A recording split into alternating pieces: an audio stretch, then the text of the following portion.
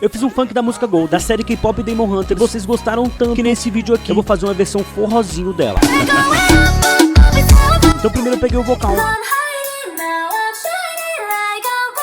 e já coloquei essa guitarra.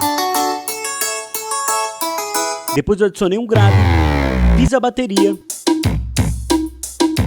fiz a virada, adicionei o baixo,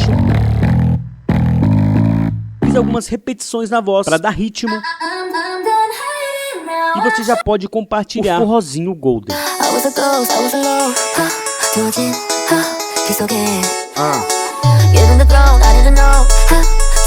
DJ da Tinta no toque.